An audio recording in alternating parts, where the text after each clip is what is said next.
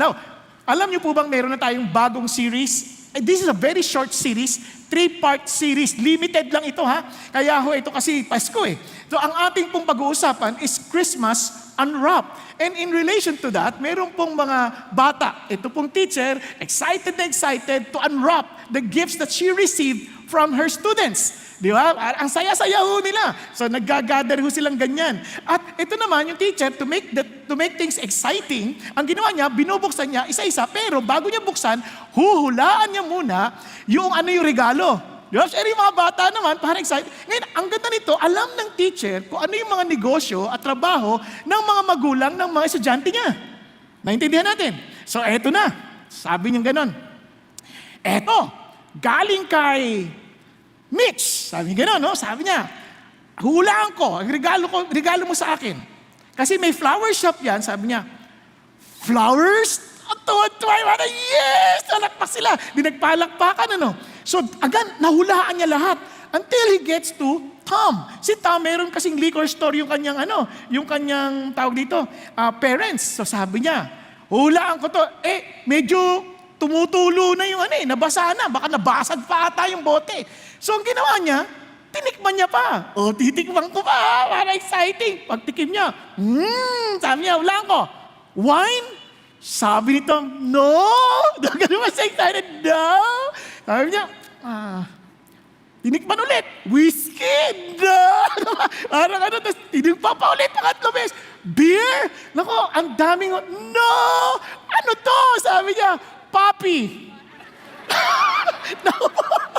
Naihi pala yung papi. Nako, kawawa naman. Now, bakit ko po kinikwento sa inyo yan? Alam niyo po ba, maraming tao, parang they want everything to be exciting, pero mali yung kanilang nabubuksan. Mali yung kanilang celebration na iintindihan.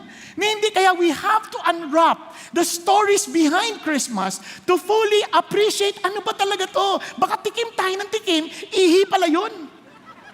Nakuha ninyo?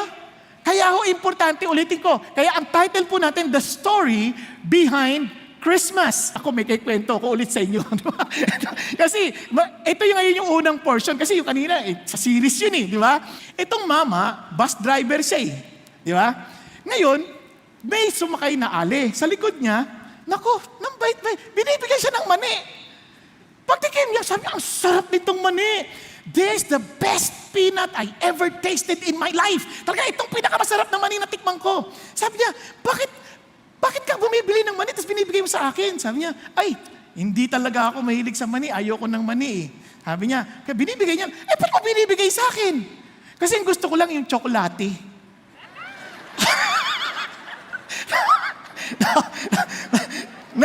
Bakit ko kinikwento sa inyo yan? Tayong lahat, we love the best. Tama?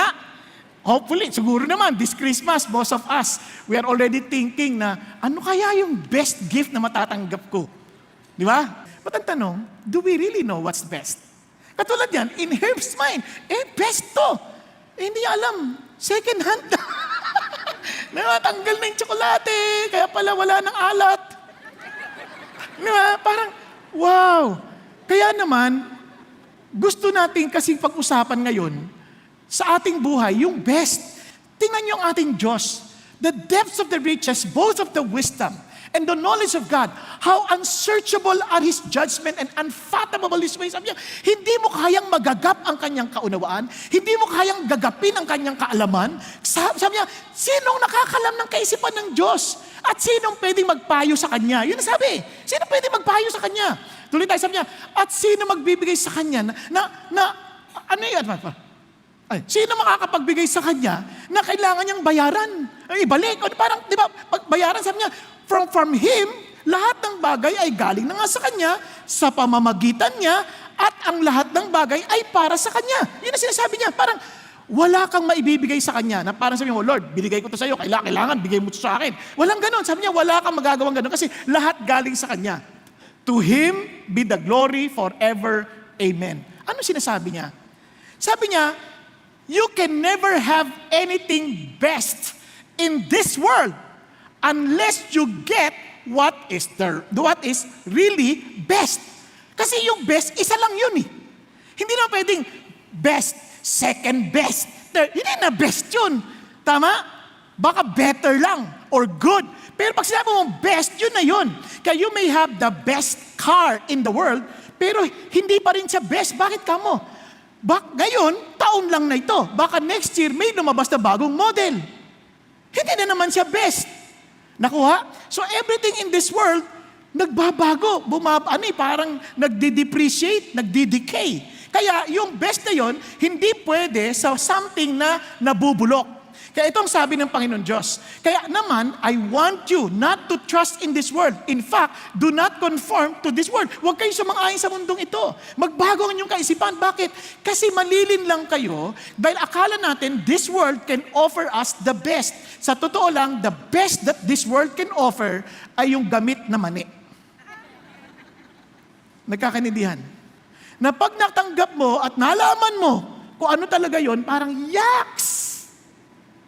Yun na ang pinaka-best. Tingnan nyo, sabi ng iba, December na, sana magka-boyfriend na ako. Dapat, magkaroon na ako ng asawa, o ganyan. Kinasal naman. O, paglipas na ilang taon, tingnan nyo sila ulit.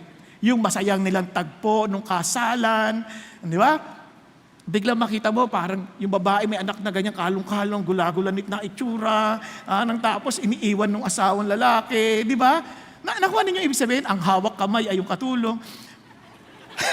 Di ba? Sama tingnan, parang ano yan pa yung best. Laki-laki ng ginastos sa kasi, tapos yun lang mangyayari. Nakuha natin? Ang sakit noon, parang, tapos iba pa, ang daming anak, ang daming buhat, tapos parang yung mata, nagkaroon na ng bag sa mata, na hindi na nakakatulog eh. Tanong niyo yung mga nag-asawa. Mula na nagkaanak sila, hindi na sila nakatulog. Nang matino. Meron ba ditong ganyan? Pakita sa kamay. Ayaw pa magsi-amin. Aminin niyo na.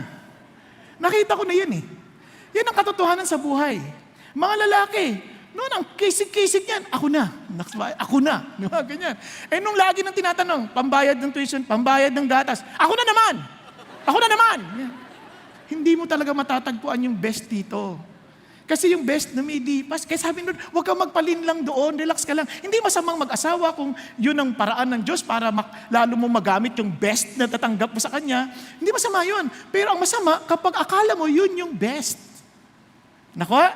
Kaya huwag kang magpasabi ng Bible. Sa totoo lang, lahat ng nabigay sa atin, perfect gift yan from above eh. Kaya paano tayo matitiyak na yun yung atin? Yan ang ating pag-uusapan. Kaya ang ating title, Christmas Unwrapped, listen, experience God's best like Mary and Joseph. Siyempre, ang kwento ng Pasko nagsisimula kay Mary at kay Joseph. Nagkakaintindihan tayo.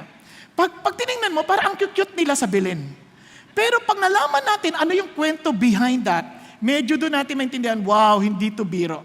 The expression of regret that will remind us of what we won't get if we miss out on God's best. Nagkakaintindihan tayo.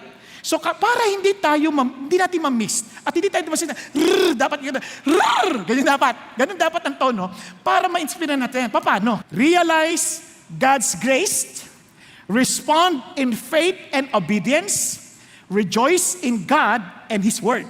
So, tandaan nyo, parang masaya tayo, para best na. Realize God's grace, respond in faith and obedience, rejoice in God and His Word. So, anong message natin ulit?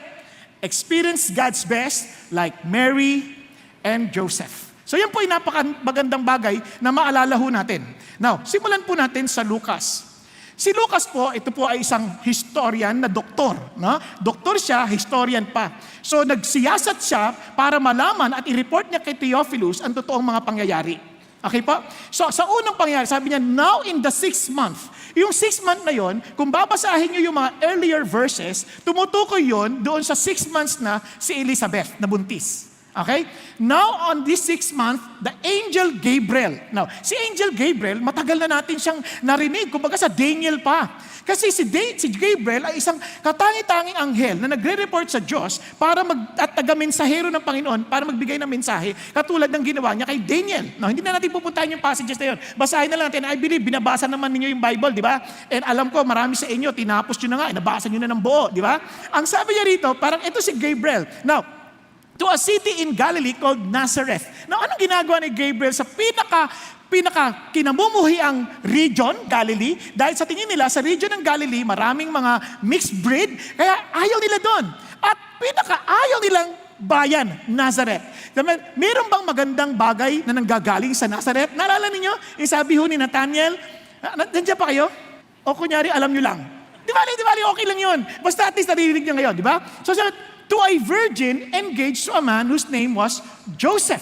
So in other words, alam niya, itong si Mary, itong babae na to, wala pang pinangalang Mary, wala pa. Yung babaeng ito, sabing ganoon, ay engaged na kay Joseph. Ang engagement na sinasabi sa panahon nila, hindi ka pareho ng engagement sa atin. Pag doon, engaged na, para na rin silang kasal. Kaya lang, hindi sila pwedeng magtalik o magsama pa. Kasi that's the period. Yung period na yan ay test of fidelity. Doon tinetest kung kanilang katapatan. And at the same time, yun yung panahon na nagtatayo ng bahay na titirahan yung lalaki para sa kanyang pamilya.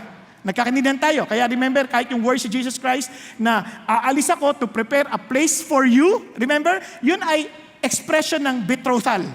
Na kasi tawag sa church ay bride of Christ. Now, balik tayo doon. So sabi niya, si Joseph, descendants of David. Wow! Talagang maliwanag na itong si Joseph na ito ay bagamat mahirap, hindi ordinaryo ang kanyang bloodline. Galing siya sa salinlahi ni Haring David. And the virgin's name, ayan, dito palang pinangalanan. Ano pangalan? Mary. Sa Hebrew name, Miriam. Okay? Sa Greek ay Mary. Nagkakaninan tayo. O, tuloy tayo ngayon. Coming in, he said to her, "Greetings, favored one, the Lord is with you." Kunyari, kayo po ay, kunyari, nandito kayo. Biglaan mo lang siya, "Hoy, grabe ka, pinagpala ka!" Hindi mo kilala. Ano magiging reaction mo? Ano sabi na ito? Tama, ano ba? Papasok ka dito, bigla sabi, "Hoy, grabe, pinagpala ka!" Anong klaseng bati yan? Yun ang eksaktong nangyari dito. Nalito siya. Sabi niya sa sinasabi. At sabi niya, anong klaseng bati yan? Nakuha ninyo? Para bagang meron kan, para ka naka-jackpot. Na pagpasok, grabe, nagdalo ka 1,000,000,000. Na, sabi mong 1,000,000,000. Wala akong sinasalihan. Fake news yan. Di ba tama? Andiyan pa kayo? Now, ganyan ang nangyari. Sabi niya, teka. So, syempre, ikaw rin, pagka ganun, ano naman kung gimmick to? Ano naman, bakit ganyan bati? Parang, ano ba to? Nanloloko ba to? So, siyempre kakabahan ka rin. Baka may motibo itong masama ah. Nakuha ninyo? Yung anyo pa naman, kakaiba. Minsan, ang mga anghel, siyempre, gwapo yan, di ba? And siyempre, hindi naman pagpapakita ng pangit yan eh. Kaya nga minsan, nakakalala, anghel ta. Hindi, wag sabi niya. Eto na. Parang wow, nagulat. Sabi niya, teka, wag kang matakot, Mary. Kasi talaga, siguro kinabahan si Mary, nagulat. Parang nagkakarera ka ba?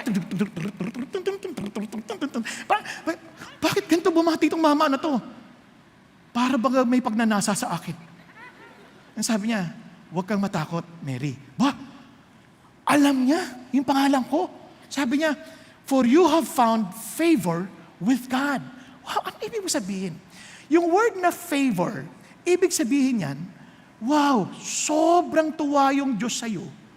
Binibigyan ka ng isang pagpapala na hindi naman karapat-dapat sa'yo. Nakuha ninyo? Kasi sabi niya, hindi ito sa ordinaryong tao, hindi ito sa hari, ito ay sa hari ng mga hari, Diyos ng mga Diyos, kaya Panginoon ng mga Panginoon, yung nagkaroon ng parang pagtangi sa inyo, showing you favor, hindi ordinaryong tao. In fact, He is God. Are you following? So isipin niyo yung pakiramdam na yon. Wow, ano to? Kaya itong si Mary, talagang wow, nakaranas siya ng biyaya ng Diyos. Para yung ding kaligtasan sa atin. Here is Mary, for hundreds of years, actually 400 years, wala silang naririnig tungkol sa mga propeta, magmemensahe galing sa Diyos, then all of a sudden, eto isang mama, estranghero para sa akin, sasabihin sa akin, God, you have found favor of God. Wow, ano to? Ganyan ang balita sa atin. When God tells us, I'm giving you salvation, and sino ka naman? Hindi mo nga alam kung ano ang langit eh. Tapos salvation ka dyan. Diba? Parang, how would I know? Alam mo ba kung ano pinagdadaanan ko sa buhay? Alam mo ba kung anong klase akong tao para sabihin mo yan? Kasi yung word na yung grace na yan, or favor, from the word charis, ay same word na ginamit ni Paul dito, for by grace you've been saved through faith, and that not of yourself, it is the gift of God, not as a result of work, so that no one may boast. Pero isipin nyo, sabihin sa inyo ng Panginoon, sabihin, ikaw maliligtas ka, hindi dahil sa gawa mo, kundi bigay to ng Diyos sa iyo, regalo to sa iyo ng Diyos. Maniniwala ka pa agad. Naalala ko, may sinishare na akong classmate na ganyan, sabi ko, alam mo ba na ang Panginoon ay nililigtas ka, hindi dahil sa ginawa. Ganun lang ba yun? Pwede ba yun? No. Kailangan mong pagtrabahuhan yan. Naintindihan po? Sabi niya, kayo ba bibigyan kayo ng bonus sa opisina na hindi niyo pinagtrabahuhan? Kaya kayo may bonus kasi pinagtrabahuhan niyo. Kaya walang regalo na binibigay ng libre. Naniniwala po ba kayo doon? Ha? Wala siguro kayong ninong at ninang. Bakit ko nasabi? Yung ninong, nagbigay sa sanggol, wala namang ginawa pa yung sanggol eh. Wala. Nakakita na ba kayong sanggol na parang,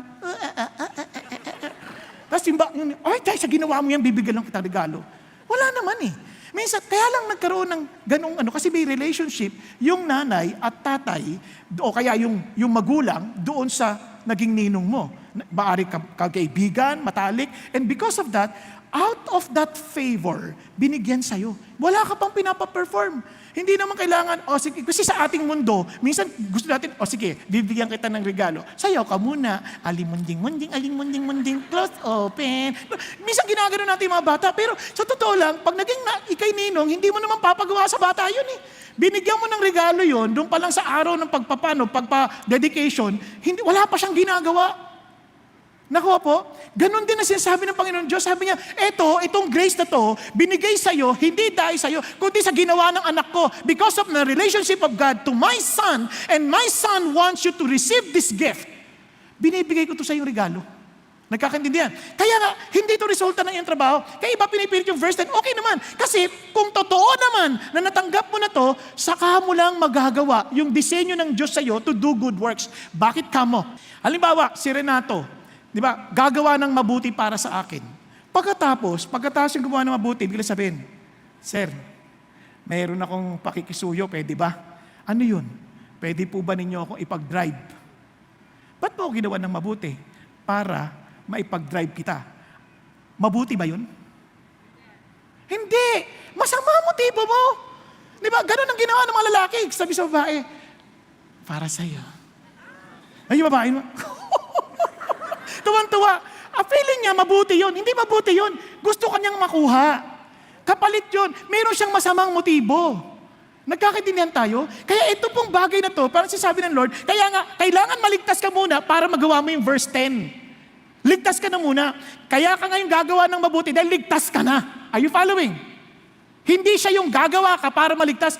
Kasi nga, grace yun. Kaya itong grace na to, ginamit pa ulit ni Paul sa Titus. Ito sabi niya, for the grace of God has appeared, bringing what? Salvation to all men. What have you noticed? The grace of God has appeared. Nagpakita yung biyaya ng Diyos. Aba, para bagang tao pala to. Nakuha ninyo? Sabi niya, at nagdala ng kaligtasan sa lahat ng tao. At tinuturuan tayo na tanggihan ang ungodliness at mga makamundong pagtanasa at mabuhay ng may kabuluhan, sabi niya, katuwiran at makadiyos sa kasalukuyang panahon. Sa totoo lang, hindi ho madali sa panahon natin ngayon. Hindi madali. Nung panahon nila, Mary, anong challenge sila? Pag nalamang buntis sila, pwede silang papatayin. Death penalty yun. Dito, malamang hindi ka pa virgin, kakahiya ka. Parang, virgin ka pa. Ano ka pa? Pangit mo siguro. Minsan ganun pa, baliktad yung mundo natin. Parang, kailangan, hindi, bago ng panahon natin ngayon, kailangan sama-sama na. Pero kaya, maingat ako sa aking mga anak. Kasi mga anak ko, hindi sila dapat gumaya sa paraan ng mundong ito. Nakuha ninyo? Ang hirap atang sumunod sa katwiran ng Diyos in this present age kung wala yung grace ng Diyos. Nagkakaintindihan, no? Kaya nga, nakakatuwa. Kunyari, mga anak ko, kung hindi sa grace ng Diyos, kung hindi dahil kay Jesus na nag-appear, nako, hindi na magpapaalam yun pag may manliligaw. Di ba? Iba nga magulang, di alam anak nilang mayroon liligaw eh. Sa akin, sa biyaya ng Diyos, nagpaalam pa yung lalaki kung manliligaw. Tapos magpaalam pa yung anak ko kung sasagutin. Sabi, ano ba tanong? Sabi ko naman, sasagutin ko na po ba? Sabi niya, ano ba tanong niya? Wala pa naman. O wala pa lang tanong eh. Wala ka sasagutin. Kapag walang tanong, nakuha ninyo? Pero nakakatuwa yun, only by the grace of God. Kung wala si Jesus, pakialam nila. Kasi si Jesus ang nagsabi, honor your parents. Are you following? Mga anak ko papaalam, yayayain daw ng mga kaibigan, maggigimik. Minsan sa dapat, pupunta po ba kami? Ano bang gusto nyo? Ayaw din namin. Wag na lang. Ayaw nyo pala eh. Bakit? Kasi wala namang pag-aaksay lang kami ng oras eh. Only by the grace of God. Kaya ito yung sinasabi ng Diyos, the grace ng Diyos. Can you imagine? Kasi sabi niya, Panginoon, the grace of God. Sabi niya, talagang, wow. At kaya sabi rin ni Paul, by the grace of God, I am what I am. Importante yun sa atin. Bakit? Because that is exactly the best thing that we can ever have in life. What is grace? Now, sabi ng Lord, hindi yan mabibigay sa iyo. Hindi mo yan mararanasan until you admit that until you become humble toward one another, because God is opposed to the proud, but He gives grace to the humble. Bakit kamo? Tayong lahat, alam nating mayabang tayo. How would you know na mayabang tayo? Ang sentro sa buhay natin, sarili natin. Ano yung masarap sa atin, ano yung ma-pleasurable sa atin, ano yung masaya sa atin. Lagi tayong nakatingin kung anong sasabihin ng tao sa atin. Lagi tayong conscious sa ating sarili. Yan ay palatandaan ng pagiging makasalanan. Kaya, ayun, pupunta kayo sa mall, lalakad lang kayong ganyan. Galing lang kayo sa CR, nagsalamin na kayo. Paglakad, may salamin na naman sa pader. Tapos lakad na naman. Mamaya, ganun na naman. Tapos lakad na naman. Mamaya, ganun na naman. Parang lahat ng katawan gumagalaw eh. Nagbago ba? Kaya, listen to this. We need to be humble. At pagsabi pa nga din nun, yung humble as in, suutin mo, clothe yourself with humility. Let this humility be obvious. How would you know that it's obvious? Because your life is focused on God. Nagkakanidihan. Na pagsuot-suot mo, alam, ganda ng suot mo. Ang gwapo mo. Bakit biglang ang gwapo mo? Because your clothing affects you. Parang hindi naman, ang ganda ng suot mo, ang gwapo mo. Nakita yung suot mo eh. Because you're clothed with Christ. Because you're humble. You want them to be attracted to Jesus. Are you following? Kaya sabi niya, kaya God is opposed to the proud, but gives grace to the humble. Ang sarap, no? Now, that is exactly what happened to Mary. And sabi niya, behold. Sabi niya, paano ako naging blessed? Papaliwanag ko sa iyo, Mary, sabi ng anghel. Tingnan mo, ikaw ay mabubuntis. Sabi niya, magdadala ka ng isang lalaking anak. And ikaw ay papangalanan mo siyang Jesus. Di ba? O Yeshua, or Joshua. God saves. And He will be great. Magiging siyang dakila at tatawagin siyang anak ng kataas-taasan. Sabi niya, at ang Panginoong Diyos, bibigyan siya ng trono ng iyong amang si David. Yung kanyang amang si David. Sa madaling salita, ito yung pangako ni Jesus noon sa 2 Samuel. Diba? Ito yung pangako ni God sa kanya, that He will have a throne that will last forever. Wow! And sabi niya, and He will reign over the house of Jacob forever. Tama nga, ito nga yun. And His kingdom will have no end. Wow, ito na pala, matutupad na yung inaantay-antay namin. Sa tagal na naming sinasakop kami ng Babylonia, ng Persia, ng Gresya, ngayon ng Roma. Wala na kaming sariling pagkakilanlan sa aming mga pagkatao. Bakit? Sinakop na kami ng ibang bayan. Ngayon, matutupad na sa wakas. Dumating na ang aming tagapagligtas. Yun ang eksaktong naririnig niya. And sabi niya, ito eksaktong pangako ng Diyos. Now, tuloy tayo. Sabi niya, ito yung exact mga, remember, pinangako ito pati ng propeta. Sabi niya, for a child will be born to us, a son will be given to us, the government will rest on His shoulders, and His name will be called Wonderful Counselor. Parang ito talaga kamangha-mangha itong tagapagpayo. Wala itong kaparehas. Yung payo niya, talaga alam mong mayroong mangyayari. Siya may makapangyarihang Diyos. Siya walang hanggang Ama. Siya ang prinsipe ng kapayapaan. Doon pa lang biglang, eto na nga yun, ang sarap naman. Para eto pa yung pangako ng Diyos, magaganap na. And sabi niya, there will be no end to the increase of His government of peace on the throne of David and over His kingdom, to establish it and uphold it with justice and righteousness from then on and forever. The zeal of the Lord of armies will accomplish this. Mangyayari ito. Parang sinasabi niya, ako si Mary nakikinig, ito nga, sa loob niya, ito nga yun. Tapos biglang, ako ang magdadala. Wow! Sino naman ako para magdala niyan? Naintindihan niyo po? Kung sakali kung alam ninyo yung anak ninyo, halimbawa lang, simple na lang tayo sa ating panahon na, yung anak ninyo, magiging sikat na artista at tataluin din ng K-drama. Tapos nakita mo yung anak mo na, grabe anak ko. Sino naman ako para maging nanay niya? Naintindihan niyo po? Yun nakita mo na, eto, hindi pa napapanganak, sinasabi na sa iyo kung ano mangyari sa kanya. Yun hindi mo pa alam eh. Ngayon, ako, nanay na magiging presidente. Oh, grabe. Na parang, wow! Naintindihan niyo po? Na-imagine niyo po, sino yung mga nanay dito? May anak na kayo, no? Siyempre, nanay na eh. Imagine niyo anak niyo magiging presidente isang araw. Kasi presidente ng ano? Mga manunugal, ha? Hindi. Yung magiging pangulo ng bansang Pilipinas. Parang sabihin niyo kagad, parang, grabe, imposible yan. Ako. Lalo na itong batang to. Tingnan ninyo, anong sagot niya? Madugulat kayo sa sagot niya eh. Para, lagpasan na natin kasi mauubusan tayo ng oras. Sabi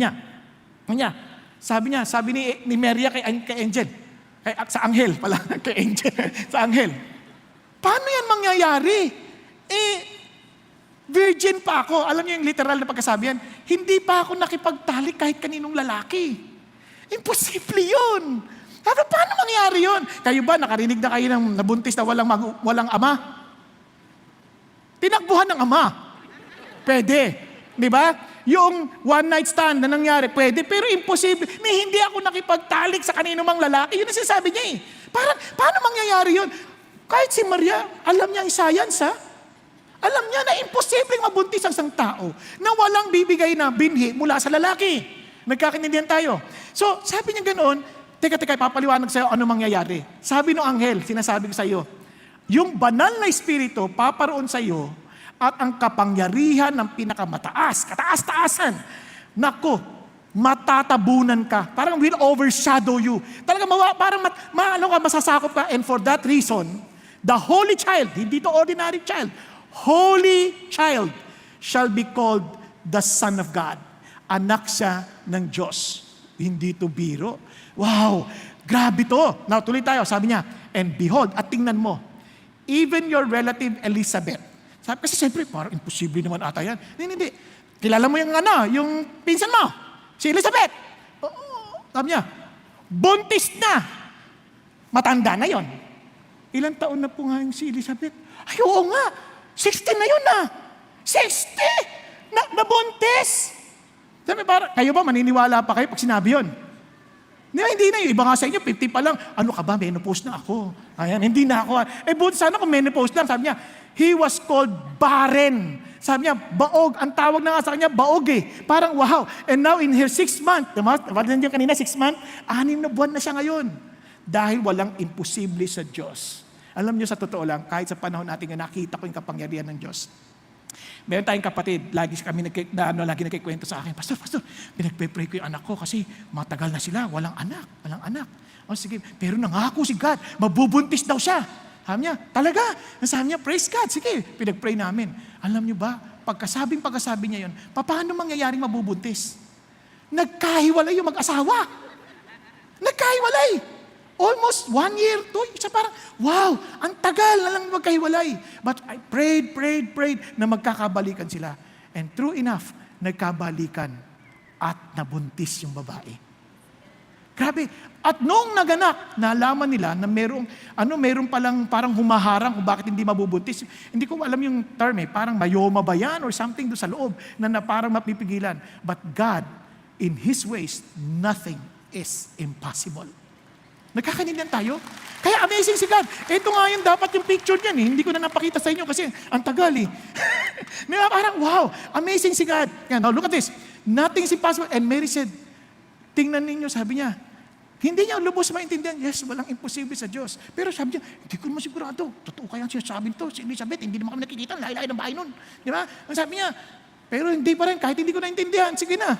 Dahil lingkod naman ako ng Diyos eh. I'm a bond slave of the Lord. Ano siya sabi niya? Sabi tayo, minsan di natin naintindihan yung instruction ng Lord. But simply because we understand that we are His servants. We are His slaves. Sige, Lord, gawin mo na yung gusto mo. Gawin niyo na po yung gusto niyo. At dahil doon, the angel departed from her. He understood it was only by the grace of God. That he has to receive it by faith, in obedience. Nagkakaintindihan? Tuloy tayo. Tingnan niyo po yung sumunod na pangyayari. Ito, nakakatuwa po yung sumunod na pangyayari. Now, let's read. Now at this time, Mary arose and went in a hurry to the hill country, to a city of Judah. Bakit siya pupunta ron?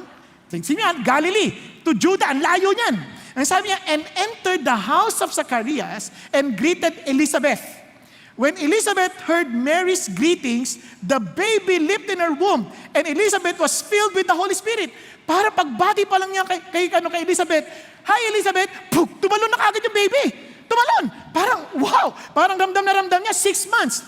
And she cried out with a loud voice and said, "Blessed are you among women, and blessed is the fruit of your womb." Pag ikaw na ang pinagpala sa lahat ng mga kababaihan, ikaw, sabi niya, at pagpalain din ang sanggol sa iyong sinapupunan. And sabi niya, "And how is it happened to me that the mother of my Lord," listen bigla na, alam ni Elizabeth, paano nangyari yung nanay ng aking Panginoon, referring to the baby, as God, as Lord, would come to me at papasyalan ako. Sabi niya, "For behold, when the sound of your greeting reached my ears, the baby leaped in my womb for joy." Yung baby sa loob ng tiyan ni Elizabeth, siya tumalon. Nakakita na kayo ng tiyan ng nanay na tumatalon yung baby? Nakita ko sumisipa. Hinahawakan ko pa nga yung paa ng mga anak ko noon sa tiyan ng naasawa ko eh. Eto, lumundag. Siguro napataas pa si Elizabeth. Sa tuwa eh. Sabi niya gano'n. "And blessed is he who believed that there would be a fulfillment of what had been spoken to her by the Lord." Napansin niyo ba yan? Sabi niya, at pinagpala ang mga nananampalataya sa mga pangakong sinabi ng kanyang Panginoon. Sabi niya, yung nasa tiyan mo, Panginoon. Yung nangako sa iyo, Panginoon. Nakikita niyo po ba? Yung Trinity dito palang nangyayari na at may Holy Spirit. Hello? Andiyan ba kayo? Now, tingnan niyo po ito. Ito na po yung isang bagay na, wow, this is lagpas na sa ating sarili. And look at the response. Yung kanyang pagsunod ng niya, sabi gano'n, "And my soul exalts the Lord." Yung word na exalts, sa ibang translation, magnify. My soul magnify the Lord. Naintindihan niyo yung word na magnify, di ba? Pinalalaki. Ibig sabihin, when he saw God, parang when she saw God, parang sabi niya, "Wow, Lord, be magnified." Lagpas na kayo sa sitwasyon ko. Minsan sa totoo lang, itong Pasko, mas malaking sitwasyon natin kaysa sa Diyos eh. Kaya tawag dyan, Magnificat, kasi yun yung Latin word na magnify. Okay?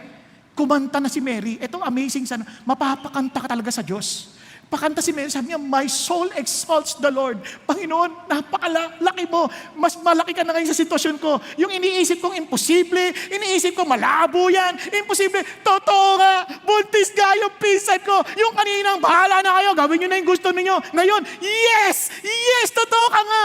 Nakuha niya, nakita niyo yung diferensya ng pangyayari. Nung una parang sige na, bahala na kayo. Pero nung nandun na yung puso niya ng pagsunod, bigla na siyang nagpupuri sa Panginoon Diyos. Sabi niya, ito yun, imposible for anyone who understands the salvation of God given to us by grace, na hindi ka magpapasalamat at pupuri, "Yes, oh God, be exalted, you are higher and bigger than my situation and my world." Minsan, imposible yan, hindi ako malabo yan, yayariin ako ng mga kaibigan ko, lagot ako, sabihin na, "Ano ka ba, paborn na bogi naging ka rin? Ano ka ba, pa-Bible ka pa, nakakaya ka, hindi ka ba nag-iisip? Science days na, post-modern era na, ano ka ba? Scientific na lahat ngayon. Hindi ka ba nag-iisip?" But now, Lord, wala na. Science cannot answer this. Science does not have any answer to this. Let you be exalted. Alam niyo, sa maraming mga problema natin, minsan may mga problema tayong pinagdadaanan.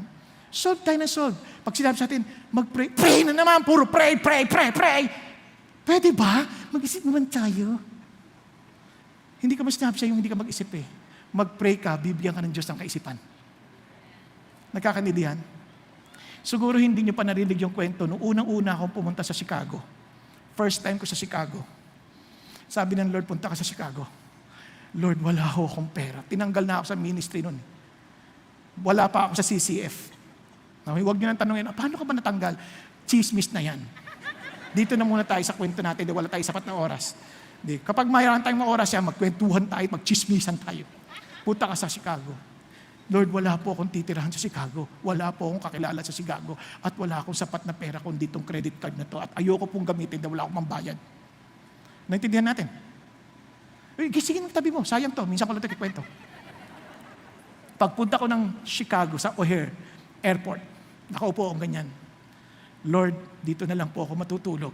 Kung a-attend ako ng conference, doon na lang po ako sasakay. Bahala na po kung paano yung susunod kong gagawin. Nakaupo ako ganyan. Biglang may tumatawag. International. Ibig sabihin, local calls, international roaming. Napakamahal nun. Ayoko sumagot. No. Tapos tumawag ulit. Kailangan ko na sagutin. Baka emergency. Sinagot ko, hello?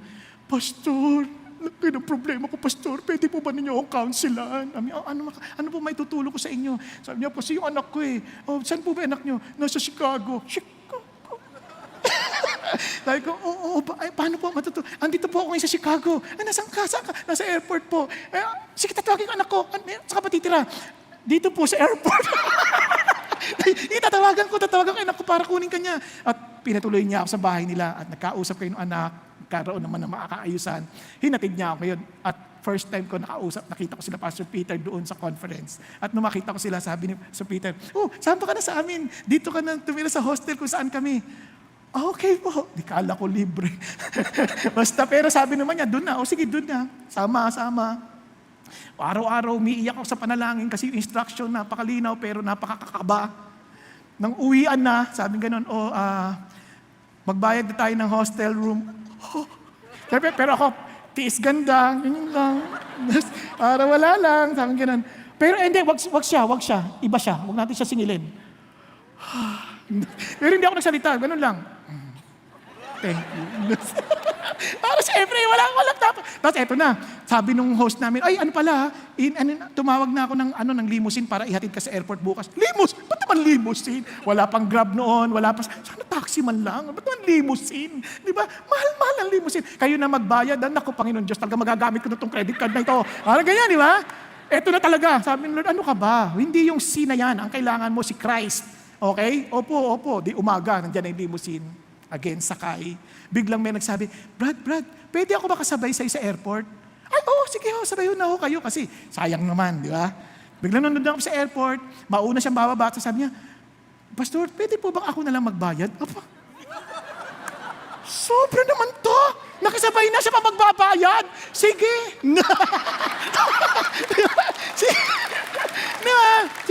Sige, okay naman. Di ba?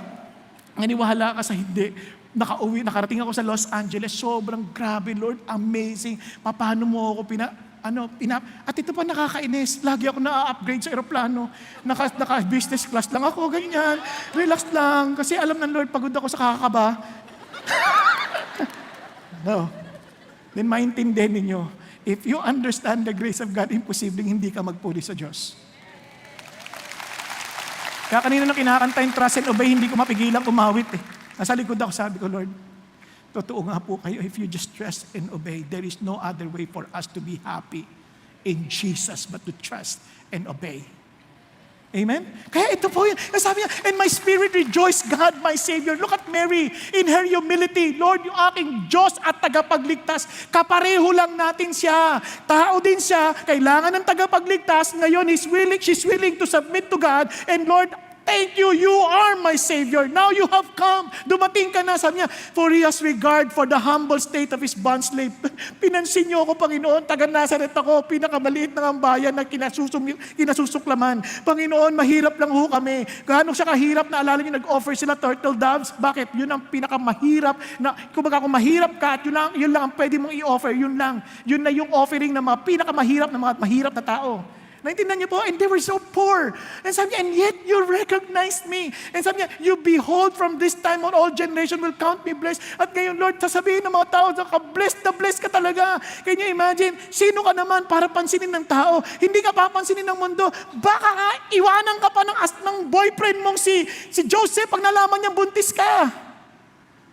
Pero Lord, tatawagin ako ng mata. Blessed. Naku, pag nalaman ng tao ng mga panahon ko na ako'y buntis, baka batuhin nila ako hanggang mamatay. And yet, people will know. Pero mo, sinasabi niya, will happen pa lang. Will count me blessed. Pero as if nangyayari na.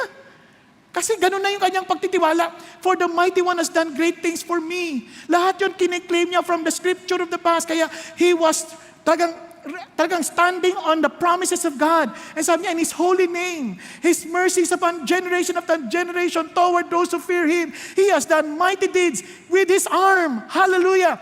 He has scattered those who were proud in the thoughts of their hearts. Lahat ng mga mayayabang na ay magpasakop sa Diyos, kakalat yan. They will regret that someday. Sinasabi niya dito, they will be brought to judgment.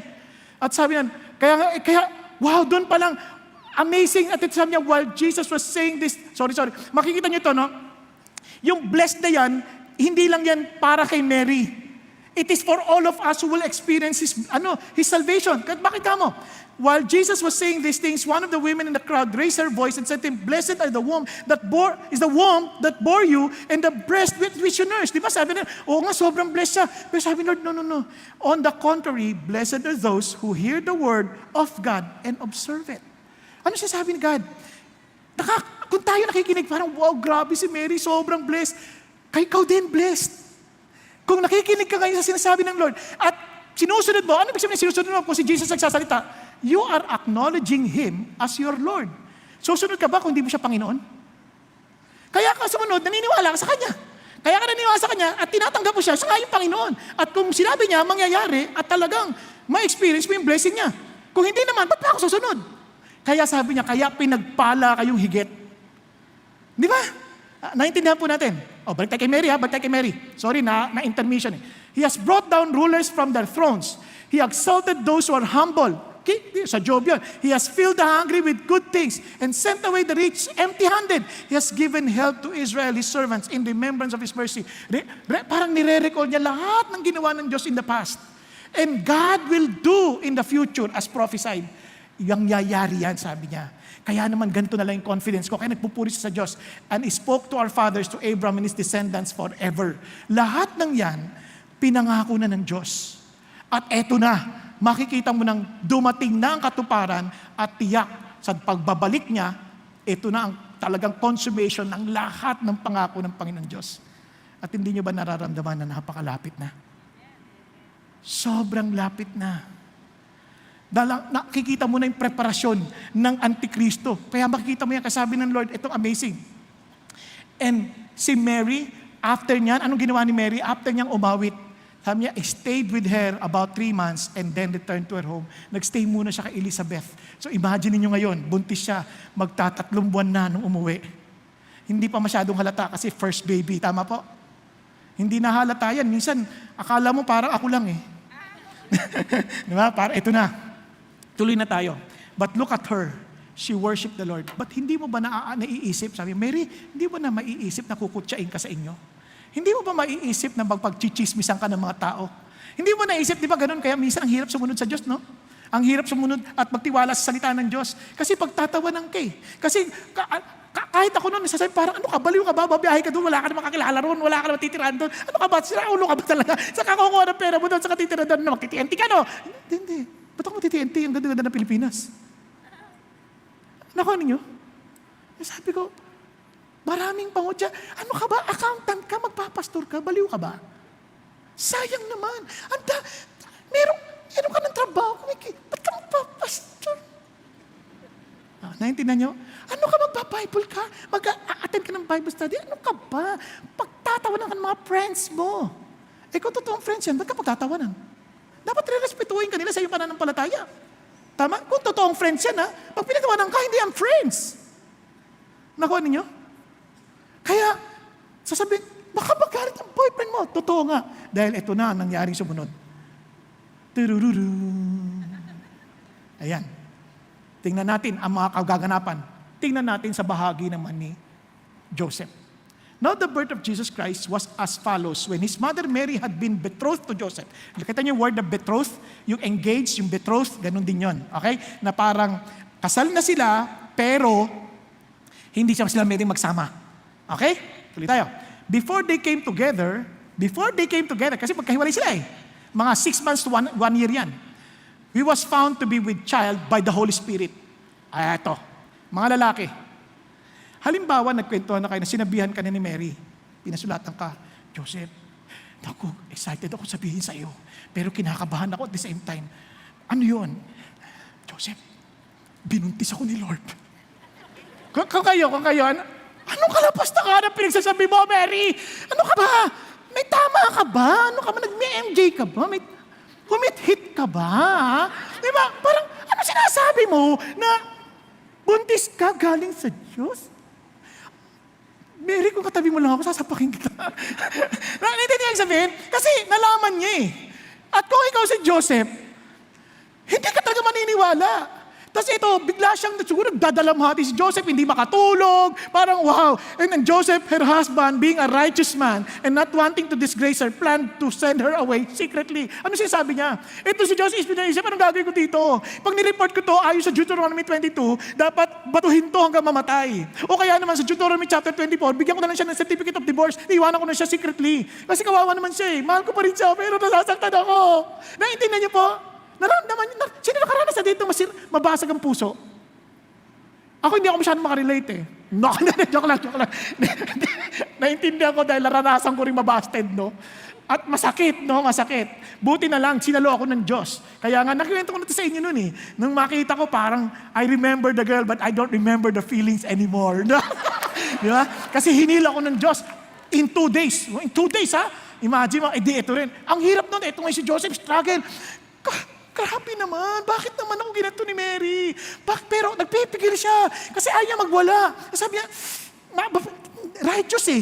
Hindi lang siya righteous siya na masunurin siya sa Diyos. Alam niya yung law, alam niya na hindi ko pwedeng pakasalan to dahil buntis na siya. Pangalawa, immoral to. At ano bang isipin mo kung hindi, paano mabubuntis ang babae na hindi ginalaw ng isang lalaki? Ni-rape ba siya? May kaluguyo ba siya? So, bruho na to. Ano ka ninyo? Pero righteous siya kaya nagpipigil. Itong si sister, hindi na bro, sister, bakit nangyari to? Nakukuha ninyo? Eto na, tiniis na yan. Tapos isip, sabi niya, hiwalayan ko na lang. Desidido na siya, hiwalayan ko na lang. Ayun, tingnan niyo. But when he had considered this, siguro habang iniisip niya yun, iyak siya, Lord, di ko na talaga ito kaya. Umiiyak, nakatulugan ng umiyak. At sabi niya, and the angel of the Lord appeared to him in a dream. Panaginip. Kaya okay lang din matulog kayo eh. Kasi baka magsalita ang anghel sa inyo, di ba? Nandiyan lang. Now, say, Joseph, son of David. Oops. Joseph, remember who you are. You are the son of David. Alam niyo sa maraming pagkakataon, minsan ang hirap sumunod sa Diyos until you realize, anak ka ng Diyos, remember? You need to know who you are. If you want to follow God, kahit nasaan ka, sa crowd, sa laruan, o kaya sa always remind yourself, I am the child of God. Ito ba dapat gamin ng isang anak ng Diyos? Are you following? Hanggat hindi natin nakita yung sarili natin who we really are in Christ, hindi tayo susunod eh. We will always compromise.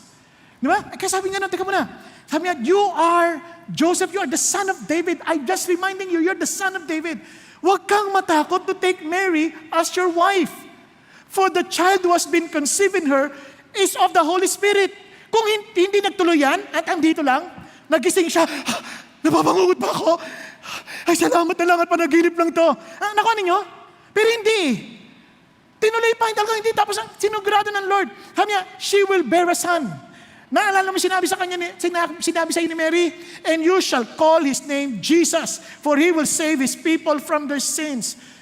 Joseph, ito yung Savior na kailangan mo. Si Jesus. At hindi lang ikaw, ng lahat ng kanyang mga tao. Will you accept him now? Will you take care of him? Will you keep him to yourself? Will you bring him, nurture him into your life? Nagkakaintindihan tayo? Yan din ang challenge sa atin. Remember nung tanggapin si Jesus? Ano sasabi natin? Tatanggapin mo si Jesus at aalagaan mo siya, lalaki si Jesus sa iyong puso at lalago ka sa pagkakilanlan mo kay Jesus. Pero marami sa atin, when we accepted Christ, hindi natin siya inalagaan. Hindi natin siya pinabayaan natin siya, kaya payat na payat. And magugulat tayo, asan si Jesus? Ano ayan si Jesus? Hindi mo nga siya inalagaan, hindi mo nga siya kinuha, hindi mo siya kinalinga, iniwan mo siya. In other words, tinanggihan mo siya. Kasi imposible for a person to accept Jesus na hindi willing to follow Jesus. Kaya ito yung challenge sa Panginoon Diyos. E sabi niya, gagawin mo ba? At nung nalaman niya, yes, I need a Savior myself. Pero paggising niya, wala nang tanong-tanong. And sabi niya, tamansin niyo ito, now all this took place to fulfill what was spoken by the Lord through the prophet. Remember, it was prophesied, Joseph, behold, the virgin shall be with child, and shall bear a son, and they shall call his name Emmanuel, which translated means God with us. Joseph, gusto mo malaman kung tama yung nakikita mo ngayong panaginip? Back up yan with the Word of God. Remember the promise of God. Kaya kung nanaginip kayo, at wala lang, panaginip lang, relax lang kayo. Kung hindi back up ng salita ng Diyos, kumain lang kayo ng maraming patis. Kaya kayo nanaginip. Pero ito, nanaginip ka, dahil alam mo, kinakausap ka ng Diyos, kasi back up yun ng kanyang salita. Kaya nga binigay niya tayo ng salita, kanyang Biblia para aralin na natin para back up at alam mong totoo nga, sinabi nga ng Lord yan. Remember that, Joseph? Kaya naman, pagdating ng pagkagising niya, anong ginawa ni Joseph? Look at this. Amazing. Sabi niya, and Joseph awoke from his sleep. Wala nang tanong, ay, salamat, panaginip lang. Hindi ganon. Sabi niya, and did as the angel of the Lord commanded him, and took Mary as his wife. Sinundo niya na, kinuha niya na, sabi niya, halika na, magsama tayo. Sabi ganon, but kept her a virgin until she gave birth to a son, and he called his name Jesus. Ito ang pinakamas challenging. Sasama na kita, pero hindi kita gagalawin. Kasi kahit buntis yan, pag hindi nakapagtiis si Manoy, gagalawin niya yan. Hindi pwede. Kasi dala-dala niya si Jesus Aalagaan, I will keep Jesus pure. Kasi I cannot touch her. Are you following? Tayo minsan Christian pumunta pa sa biglang liko, nag-pray pa. Lord, pagpalain yung aming pagtatalik kahit hindi pa kami mag-asawa. How dare you? Naintindihan niya po? Si Jesus, hindi ganun. If you want to follow Jesus, follow His words. Follow His standard. Kaya itong sabi ng Panginoon, sabi niya ganun, but kept her virgin until she gave birth to a son. And alam niyo naman, masunurin si Joseph. Grabe. Pagkatapos yan, and the angel appeared to Joseph in a dream and said, get up, take the child, his mother, and flee to Egypt. Parang naisip pa ni Joseph kung gaano kahirap ang kanyang pagdadaanan. Mahirap na nga siya, karpintero na siya. Alis pa siya ng alis sa isang lugar. Magsisimula naman siya ng panibago, bagong pamilya, bagong lugar. Mag-a-adjust na naman sa Egypt, mag-a-adjust na naman sa Nazareth, mag-a-adjust na naman. Adjust. Madali ba yun? Alis siya ng alis Tapos, kinig siya lagi sa Lord, lagi siya nakikipag-usap sa Lord. Total, anak mo to Lord, at pamilya mo to. Lord, ano ang gagawin ko dito? Anong gagawin ko? And God kept on giving him instruction, and he kept on obeying.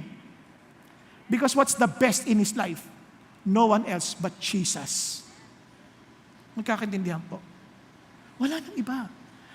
Hanggat hindi si Jesus yung talagang naintindihan nating best, lagi tayo maghahanap ng iba at laging kulang tayo. Because only Jesus can overflow from us. Wala nang iba. Because He alone is eternal. Hinangad natin magkakotse. Nung magkakotse, ano nangyari? Ay, nagkagasolina pala. Ang mahal. Ay, nag-change oil pala. May maintenance pala to. Ay, put na yung gulong. Ang mahal ng gulong. Sakit nang bigla ng ulo mo. Bilang ka ng bilang ng budget. Samantalang with Jesus, may kotse o wala. Lord, may kotse po, binigay nyo. Pakusulinahan nyo naman Ay, ikaw naman anak, inaalala mo ba yan? Binigyan kita ng kotse, alam ka naman di kita bigyan ng panggasolina. Thank you, Lord. Sabi, Lord, ba't di mo ako binibigyan ng kotse? Ano ka ba naman? May sapatos ka na. Maglakad tayong dalawa. Let's enjoy. Diba? Kasi kung si Jesus yung sapat sa atin, lakad o kotse, masaya tayo. Tama po? Kasi siya na yung sapat sa atin Di ba? More than enough. Now, look at him. Balik tayo kay Joseph. Sabi niya dito, and he kept her a virgin until she gave birth. And alam niyo ba, pagkatapos doon, saka lang naman, nagkaanak din naman si Joseph He came to his hometown, began teaching then in the synagogue, so that they were astonished and said, where did this man get this wisdom, this miraculous power? Sabi niya, is not this the carpenter's son? Sabi na dito, ito si Joseph, napaka-faithful bilang tatay. Because he was identified with his father, carpenter's son. Naintindihan po? Kung hindi po matapat yung Joseph, isipin mo, mag-aalaga ka ng Diyos. Hindi biro yan may anak ka pang iba, magkakaanak din. Kaanak siya, si James, si Joseph, si Simon, Judas. Hindi si Judas Iscariot And sisters pa, may sisters pa. And not all with us. Sabi niya, nakita naman natin siya. And sabi niya, and where did this man get all these things? Saan niya nakita yung galing nito? Ordinaryo lang din naman yung mga kapatid niya. Hindi naman sila special. Bakit ito ang galing-galing? Anong meron din sa batang ito? Ito si James, ordinaryo lang. Si Joseph, ordinaryo. Si Simon, ordinaryo lang. Kapareho lang natin. Pero ito iba Saan nakakuha nitong galing niya? Nakuha? Nagkakaintindihan? Doon yung maintindihan si Joseph, he was a faithful man. He was obedient to God. He understood it was by grace. Nasa piliin siya ng Diyos para mangalaga sa anak ng Diyos. Wow! And sabi niya gano'n. And yun na exactly a picture of a person who understand. Friends, by this we know that we have come to know Him. Kung talagang nakilala natin siya, if we keep His commandments, the one who says, I have come to know Him, and does not keep His commandments, is a liar. And the truth is not in him. But whoever follows His word, in him the love of God has truly been perfected. By this we know that we are in Him.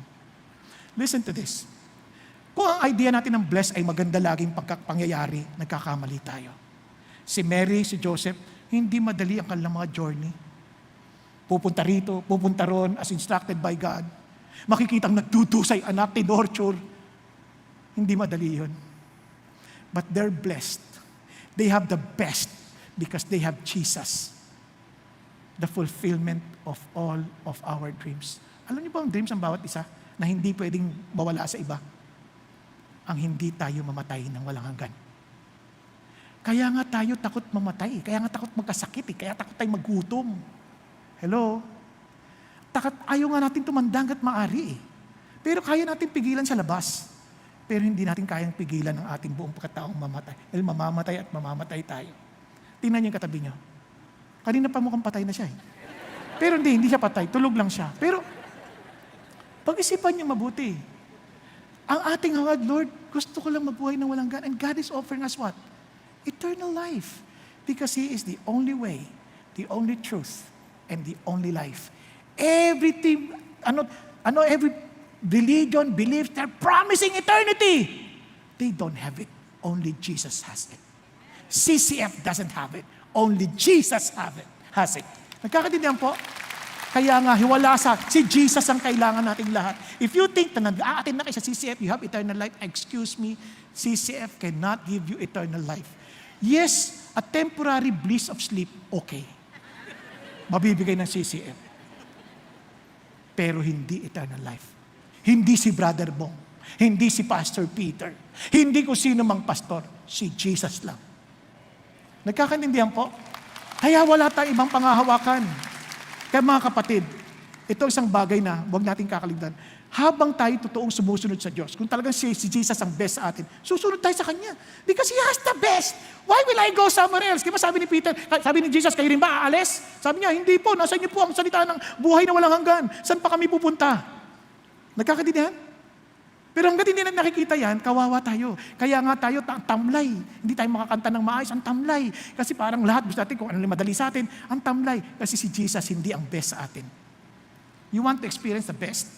Si Mary has chosen it. Joseph has chosen it. They both chose Jesus. Nagkakaintindihan. Bago tayo magtapos, gusto ko lang makinig kayo ng isang testimony. Okay lang po? Okay pa sa inyo? Wala naman kayong choice eh. Panoorin po natin si Brother Joseph.